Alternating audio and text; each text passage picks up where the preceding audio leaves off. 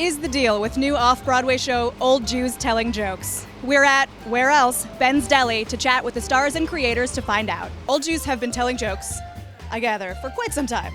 This is a long-standing tradition. What was the inspiration to turn it into a stage show?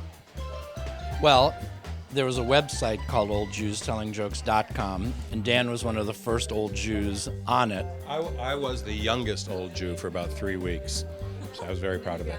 So they had a minimum age of 60. I appeared virtually on my 60th birthday, and then they got some other schmuck. Yeah. We became hooked on the website, and then we had the little light bulb moment where we went, you know what, this would make a great off-Broadway review. Give us a sense of what we're going to see on stage, though. Is it stand-up comedy?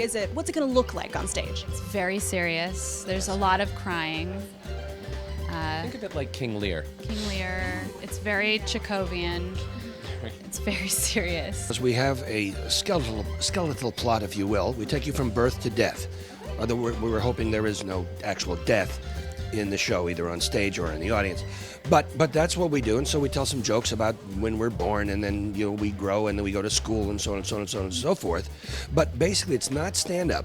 We've taken a lot of jokes and we've turned them into little playlists, little skits, and we have these hilarious actors who can do amazing things. Jokes that you've heard before suddenly are totally new if a great comic actor is interacting with another one to make them work. But we also have songs, some very funny songs. Happily, some of them were out of copyright, so they didn't cost us anything. What are some of the hallmarks of the jokes that old Jews tell? What are the common topics? What are we going to hear? Well, first of all, there's a lot of self-deprecating humor. There's no question about that. Child rearing. Family.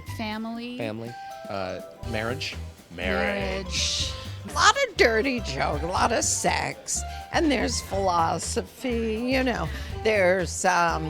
There's marriage, of course, and sex in marriage, sex out of marriage. The one that kind of adapted is about the guy who comes down, goes to see his rabbi, and he says to the rabbi, I have a terrible problem. What's your problem? He says, well, last night at dinner I made this terrible Freudian slip. And he says, well, tell me what you meant to say and tell me what you said.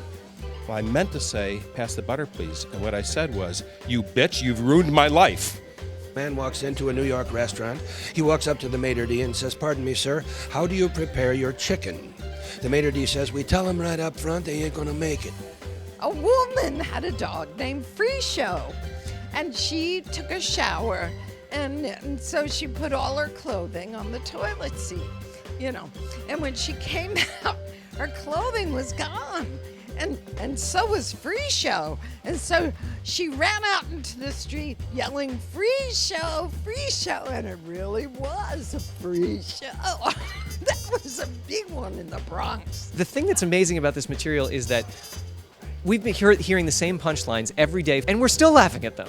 So I can't imagine what it's like to hear them for the first time.